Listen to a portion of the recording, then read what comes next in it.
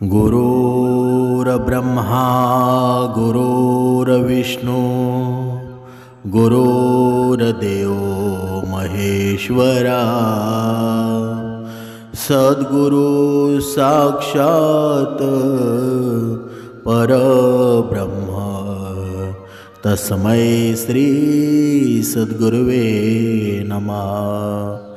जय जय रघुवीर समर्थ श्रीराम समर्थ। सद्गुरु चरणांना नतमस्तक होऊन आपण या सुंदर सकाळच्या वातावरणामध्ये सर्वजण उपासना करूनच श्रवणाला बसलेले आहेत असं समजून आपण या निरूपणाची सुरुवात करूया। मायबाप सज्जनांचं स्वागत आहे। समर्थांनी सांगितलेलंच आहे ना, आज या निरूपणामध्ये आपण पाहणार आहोत नात्यांमध्ये वाद का निर्माण होतो बरं। जसं आपण पाहिलं असेल की जेव्हा पती पत्नीचं नातं येतं ना, नवरा बायकोचं नातं होतं, त्या नात्यामध्ये एवढा विष काढवला जातो ना की लगेच त्याचं रूपांतर घटस्फोटामध्ये होतं।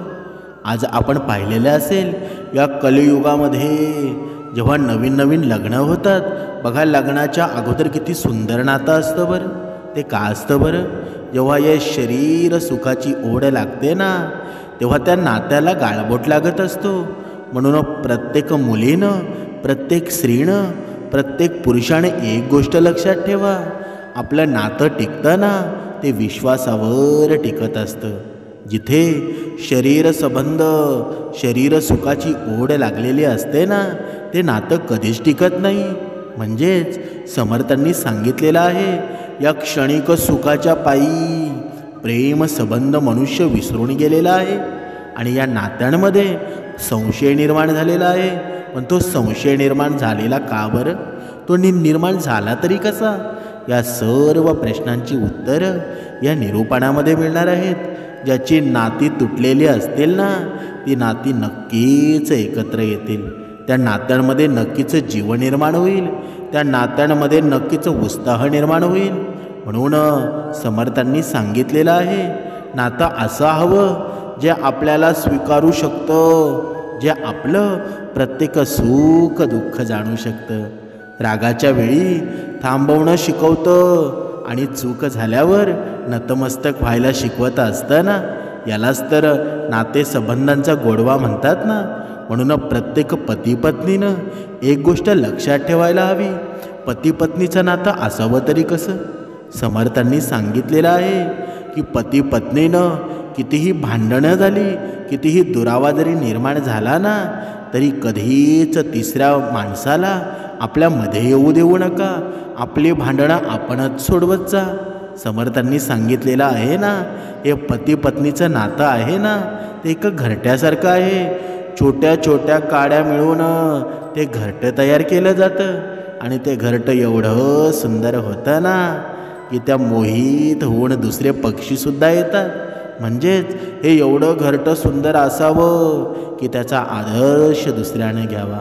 म्हणूनच समर्थांनी सांगितलेलं आहे ना, कोणी कमकुवत नसतो, मजबुरी त्यांना कमकुवत बनवत असते आणि त्याचा गैरफायदा घेणारे लोक असतात ना, ते स्वतःला या जंगलचा सिंह समजतात ना, म्हणजे या संसाराचा ते राजा समजत असतात। पण म्हणून वाद घालायचा ठरवला ना, तर छोट्यातल्या छोट्या गोष्टीवर सुद्धा वाद घातला जाऊ शकतो। पण जर समजून घ्यायचं ठरवलं ना, तर मोठ्यातल्या मोठ्या गोष्टीही आपण समजून घेतल्या जाऊ शकतात। म्हणून वादापेक्षा संवाद महत्त्वाचा आहे। समर्थांनी प्रत्येक मानाच्या श्लोकांमध्ये, प्रत्येक दासबोधामध्ये, प्रत्येक ओवीमध्ये त्यांनी सांगितलेलं आहे की मनुष्याचं जीवन नक्की असावं कसं, संसारामध्ये अडकलेल्या मनुष्याला त्याची सोडवणूक कशी करायची, संसार कसा सुंदर बनवायचा, संसारामध्ये हा संशय कसा बाजूला काढायचा, याचं सर्व ज्ञान आहे ना, ते समर्थ विचारांमध्ये आहे। म्हणून या मनुष्यानं या भक्ती मार्गामध्ये का राहायला हवं बरं? जेव्हा आपण हे श्रवण करतो ना, जेव्हा आपण पहाटे उठून उपासना करतो, तेव्हा हे मन प्रसन्न होऊन जातं आणि जेव्हा माणसाचं मन प्रसन्न होतं ना, तेव्हा या मनामध्ये कधीच अहंकार राहत नाही, कधीच भेदाभेद राहत नाही, तो निर्मळ मनाचा होऊन जातो. समर्थांनी सांगितलेलं आहे, प्रत्येक पत्नीनं एक गोष्ट लक्षात ठेवायला हवी, कारण हा संसार असतो ना, पत्नीच्या स्वभावावर अवलंबून असतो. जशी पत्नी असते ना, तसाच सुंदर स्वभाव होतो. असं म्हणतात ना की पाठ राखीण जेव्हा चांगली मिळते ना, त्या संसार एवढा उंचावर पोचतो की त्याला कोणीच गाळबोट लावू शकत नाही, कोणीचं दुःख पोचू शकत नाही. म्हणून पाठ राखीण व्यवस्थित असायला हवी. आणि प्रत्येक स्त्रीनं जर प्रत्येक स्त्रीनं आपल्या पतीची काळजी घेतली, आपल्या पतीच्या संसारामध्ये उत्साह निर्माण केला ना, तर सर्वांचे संसार सुखाचेच होतील ना. म्हणून आपण रामायणामध्ये सुद्धा सुंदर प्रसंग वर्णन केलेला आहे. बघा, रामायणामध्ये जेव्हा रामाला वनवास झाला ना, तेव्हा श्रीरामाबरोबर त्यांचा भाऊ लक्ष्मणसुद्धा 14 वर्ष वनवासामध्ये राहिला होता. आता राम वनवासात जाणार म्हणून सीतेनं देखील वनवासात जायची तयारी दाखवली. पण लहानपणापासून मोठ्या भावाच्या सेवेमध्ये राहणारा लक्ष्मण सुद्धा रामापासून कसा दूर राहणार होता बरं. लक्ष्मणानं माता सुमित्राकडून आज्ञा घेतली की मला देखील माझ्या भावासोबत जायचं आहे.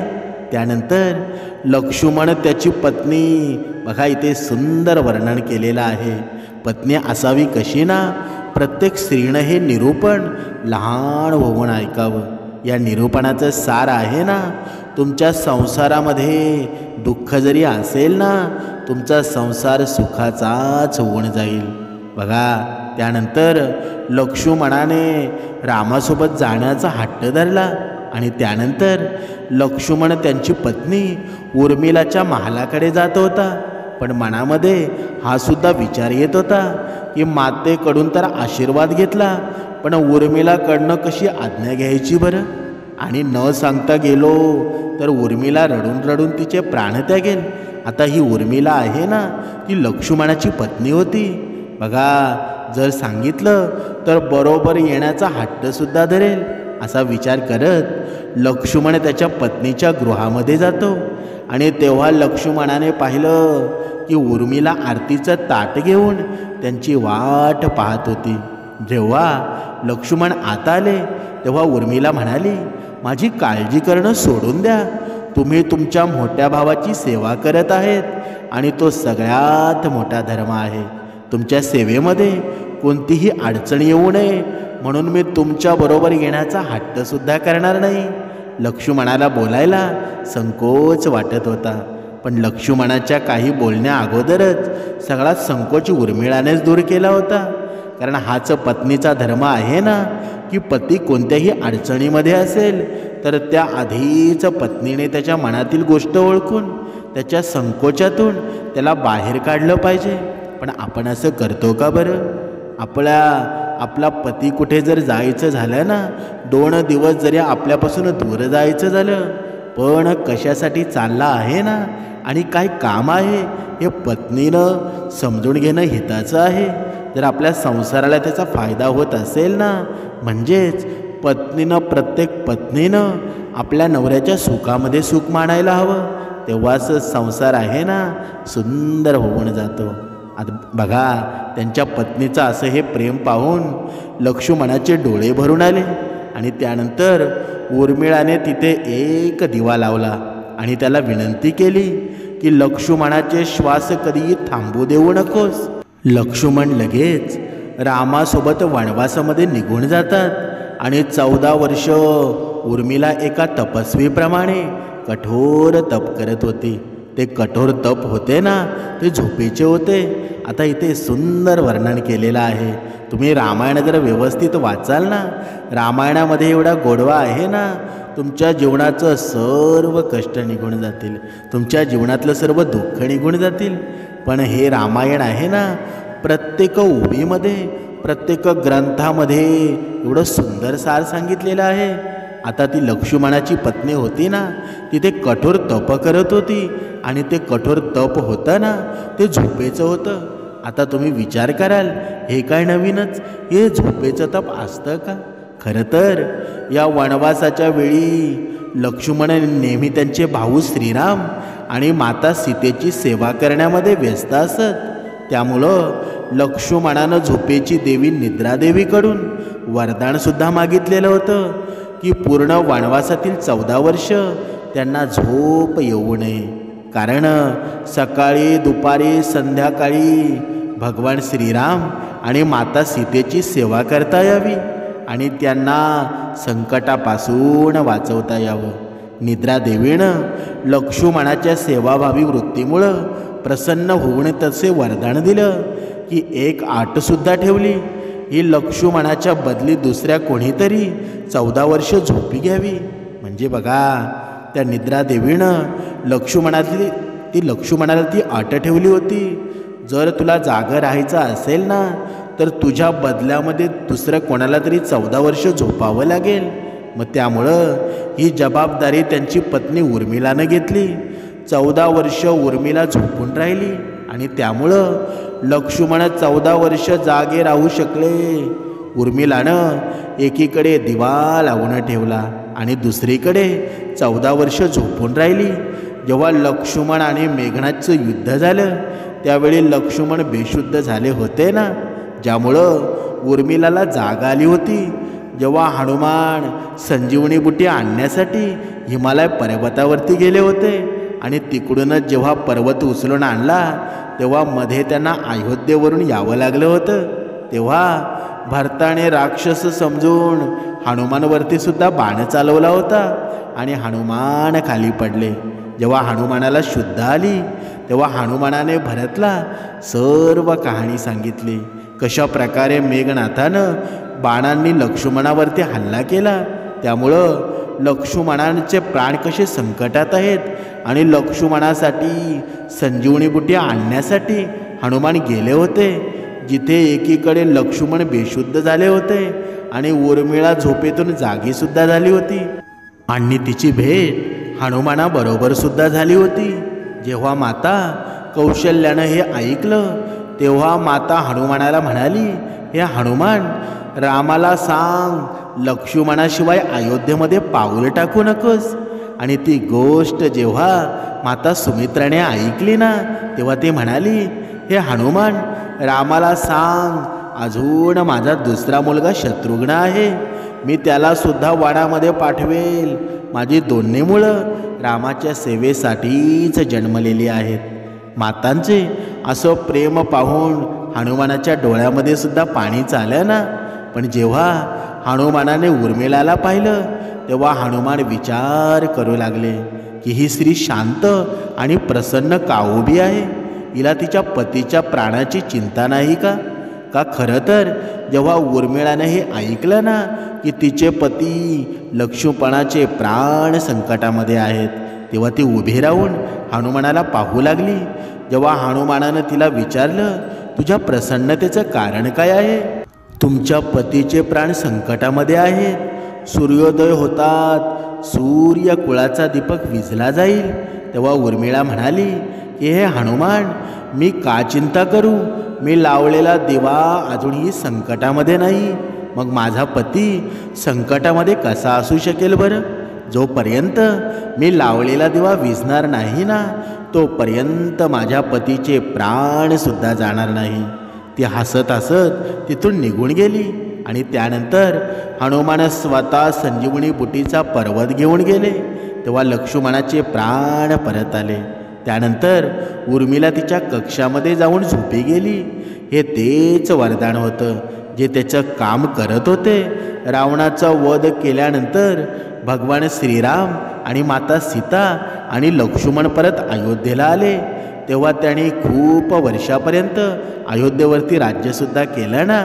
पण काही काळ गेल्यानंतर अचानक अयोध्येमध्ये यमराज आले आणि त्यानं भगवान श्रीरामांना विनंती केली, एक शांत ठिकाणी जाऊन दोघे बोलू आणि हे बोलणं कोणीही ऐकू नये आणि कोणी जर ते बोलणं ऐकलं ना तर तुम्हाला मृत्यूदंड द्यावा लागेल. मग भगवान श्रीराम आणि यमराज दोघेही एकमेकांबरोबर बोलू लागले आणि त्यांनी पहारेकरी म्हणून प्रवेशद्वाराजवळ लक्ष्मणाला उभं केलं. त्यावेळी तिथे दुर्वासा ऋषीसुद्धा आले आणि त्यांना भगवान श्रीरामांना भेटायचं होतं. जेव्हा लक्ष्मणानं खूप वेळ त्यांना थांबवलं, पण दुर्वासा ऋषींनी रागामध्ये येऊन म्हटलं की जर ते लवकर श्रीरामांना भेटले नाही तर ते पूर्ण अयोध्येनगरी आणि त्याच्या वंशाचा नष्ट करतील. अशा वेळी घाबरून लक्ष्मण आणि भगवान श्रीराम आणि यमदेवता बोलत होते. तिथे पोचले. लक्ष्मणाला तिथे पाहताच यमराज अंतर्धान पावले. त्यानंतर भगवान श्रीरामांना इच्छा नसताना सुद्धा आपला भाऊ लक्ष्मणाला मृत्यूदंड द्यावा लागला. त्यानंतर लक्ष्मणानं देह त्याग केला. जेव्हा ही गोष्ट उर्मिलाला समजली तेव्हा ती जोरजोरामध्ये हसू लागली आणि हसत हसत म्हणाली, माझ्या पतीनं नेहमी धर्माचं पालन केलं आहे. आपला मोठा भाऊ भगवान श्रीरामाचे नेहमी पूजन केले, त्यांची सेवा केली. माता सीतेची सुद्धा त्यांनी सेवाच केली ना. आणि अयोध्येवासी आणि त्यांच्या वंशांना वाचवण्यासाठी लक्ष्मणाने त्यांच्यावर एक सगळ्यात मोठा दोष घेतला आणि आपला देह त्याग केला. हे तर माझ्या पतीचे धर्माचं पालन केलं आहे. असं म्हणत जोर जोरामध्ये हसत उर्मिलानं तिचं जीवन त्यागलं. या पूर्ण प्रसंगाचं तात्पर्य काय आहे बरं? समर्थांनी सांगितलंच आहे ना, पत्नीने आपला धर्म पाळायला हवा की आपला पती कुठे सुखामध्ये राहील. आपला पती नक्की काय करतो, तो धर्माचं पालन करतो की नाही. जर धर्माचं पालन करत असेल तर त्याला कधीच अडवू नका. कारण नात्यांमध्ये या संसारामध्ये धर्माचं पालन करणारा पती क्वचितच मिळतो ना, की सर्वच धर्माचे पालन करतात बरं. आणि जास्त करून आपल्या नात्यांमध्ये वाद कधी होतो बरं? जेव्हा छोट्या छोट्या गोष्टींमध्ये वाद निर्माण होतो, छोट्या छोट्या गोष्टींमध्ये तिरस्कार निर्माण होतो आणि तो वाद एवढ्या विकोप्याला पोचतो ना की मनुष्याचं जीवनच अंधारमय होऊन जातं. म्हणूनच समर्थांनी सांगितलेलंच आहे ना, जपणं ज्याला मिळतं त्याला ते कधी जपायला जमत नाही आणि ज्याला जपता येतं ना त्याला ते कधीच ते भेटत नाही. ज्याप्रमाणे आपण महाभारतामध्ये सुद्धा पाहिलं, आपण राधाकृष्णाचं प्रेमसुद्धा पाहिलं. एवढं प्रेम असून सुद्धा राधाकृष्णाचं लग्न झालं का बरं? म्हणून लग्न झालं नाही तरी अमर प्रेम राधाकृष्णाचंच आहे ना. पण आपण मात्र या संसारामध्ये शरीर सुखाला प्राधान्य देतो आणि तिथेच आपण फसून जातो. या का क्षणिक सुखाच्या पाठीमागे लागू नका. जर तुम्ही क्षणिक सुखाच्या पाठीमागे लागून जर नातं जोडत असाल ना तर कधीच पूर्णत्वास ते नातं जाणार नाही.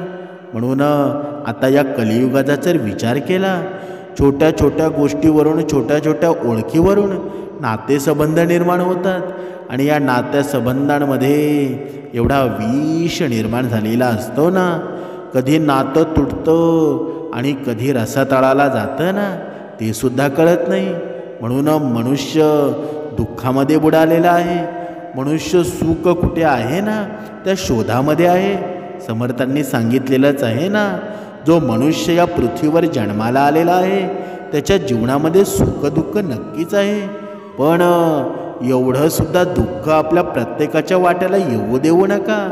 कर्म तसे करा, पण मनुष्याचे कर्म तसे घडतात का?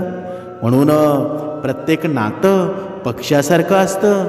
जर तुम्ही त्याला घट्ट धरलं ना तर तो मरतो. जर तुम्ही त्याला सैलपणे धरलं तर तो पळून जातो. पण जर तुम्ही त्याला जिव्हाळ्यानं धरलं ना तो कायम तुमच्यासोबत राहतो. कधीकधी आपल्या नात्यांमध्ये बघा, जिथे जिथे जास्त प्रेम असतं ना तिथे संशयसुद्धा निर्माण होत असतो. पण ते प्रेम कसं असावं बरं? ते प्रेम एकदम जिव्हाळ्याचं असावं. तिथे संशय कधीच निर्माण होत नाही. हा जिव्हाळा काय असतो ना ते समर्थ आपल्याला सांगत आहेत. राग येण्यापेक्षा रडणं चांगलं. कारण का बरं? कारण रागामुळे इतरांना त्रास होतो, तर अश्रू शांतपणे आत्माद्वारे वाहत असतात आणि हृदयसुद्धा शुद्ध करत असतात ना. म्हणूनच जेव्हा आपण नातं जोडतो, नात्यांच्या प्रवासामध्ये पर्याय म्हणून कधीच नातं जोडू नका. जर ती तशी तुमची निवड असेल तर तो प्रवास तिथेच थांबलेला बरा. कारण का? कारण कधीही केवळ एका उत्पन्नाच्या मार्गावर अवलंबून राहू नका. एका मार्गाने येणाऱ्या 100 रुपयांपेक्षा 100 मार्गाने येणारा 1 रुपया हा कधीही चांगला असतो. म्हणजेच जर तुम्ही 17 ठिकाणी जर तुमचा निशाणा लावला ना, तर तो नेम कधीच लागणार नाही. जर तुमचं एकच ठिकाणी निशाणा असेल तर ज्याप्रमाणे महाभारतामध्ये अर्जुनानं पक्षाचा फक्त डोळाच दिसत होता ना आणि डोळाच उडवला ना, त्याप्रमाणे आपलं एक लक्ष असायला हवं, एक पत्नीत्व असायला हवं. जर आपल्या कुणावर जर प्रेम असेल, एखाद्या मुलाचं एखाद्या मुलीवर प्रेम असेल, पण जर एखादा मुलगा 2-2, 4-4 मुलींवर प्रेमसंबंध ठेवत असेल तर त्याचा संसार सुखाचा होईल का बरं? कधीच नाही. अशा मनुष्यासोबत भगवंतसुद्धा कधी साथ देत नाही. तुम्ही जरी खुशीमध्ये सुखामध्ये जरी असाल तर तुमचं हे सुख आहे ना, ते थोड्या दिवसासाठी असतं. जर तुम्ही दुसऱ्याला जर धोका दिला ना, तर एक ना एक दिवस तुम्हाला एवढा मोठा धोका होईल ना की तुम्ही आयुष्यात कधीच पुढे जाणार नाही. म्हणूनच समर्थांनी सांगितलेलं आहे, आपण आपल्या जीवनामध्ये चांगलं नातं बनवण्यासाठी खूप गोड बोलतो, चांगला व्यवहार करतो, पण जेव्हा ते नातं तयार होतं ना, तर सर्व गोष्टी आपण विसरून जातो. म्हणून नात्यांमध्ये वाद निर्माण होतो आणि हा वाद एवढा विकोप्याला जातो ना की मनुष्याचं प्रेम विसरून जातो. म्हणून मनुष्यानं प्रत्येक स्त्री पुरुषानं वागावं कसं, तेव्हाच आपले नातेसंबंध टिकतील, तेव्हाच आपल्या जीवनामध्ये प्रेम निर्माण होईल. आयुष्य आहे ना, ही म्हणजे एक रात्र आहे ज्यामध्ये खूप सारी स्वप्नं असतात. तर काही तुटतात, तर काही साकारसुद्धा होत असतात आणि काही हरवूनसुद्धा जातात. पण जेव्हा मनुष्याच्या जीवनामध्ये जेवढा प्रेम संबंध जास्त होत जातो ना, तेवढा थोडा थोडा संशयसुद्धा वाढत जातो. पण हा संशय वाढतो का बरं? हा संशय वाढतो अवगुणांमुळं, हा संशय वाढतो संशयामुळं. हा संशयवृत्ती आहे ना, ती मनुष्याला अधोगती निर्माण करत असते. आपण कधीतरी पाहिलं आहे का, पृथ्वीचं आणि आकाशाचं नातं किती सुंदर असतं आणि पृथ्वीला आणि आकाशाला जोडण्याचं काम कोण करतं बरं? हा पाऊसच करतो ना. जेव्हा पृथ्वीवरून जेव्हा पाऊस वरती जातो, पाणी वरती जातं, परत पावसाळ्यामध्ये ढग बरसतात आणि ते पृथ्वीवरच ते पाणी आणतात ना. म्हणजे हा प्रेमसंबंध आहे. कधीतरी तुटलेलं असलं तरी पण ते मनाशी जोडलेलं असायला हवं. म्हणूनच समर्थांनी सांगितलेलं आहे ना, पृथ्वीचं आणि आकाशाचं अंतर किती आहे बरं? आपण मोजूसुद्धा शकत नाही. आता शास्त्रज्ञांनी ते मोजलेलंसुद्धा आहे, पण तरीसुद्धा वर्षातून त्यांची एकदा भेट होते. पण ते भेट किती नाविन्यपूर्ण असते ना. आपलंसुद्धा तसंच नातं असावं, जरी दूरवर असलं ना तरी प्रेमानं भरलेलं असावं. पण आपलं तसं आहे का? कधीतरी विचार करायला हवा. म्हणूनच समर्थांनी सांगितलेलं आहे ना, हा कायदा असतो तो फक्त शिक्षा देऊ शकतो, पण स्त्रीचा आदर असतो आणि सन्मान असतो ना, हा पुरुषावर झालेल्या संस्कारावर अवलंबून असतो.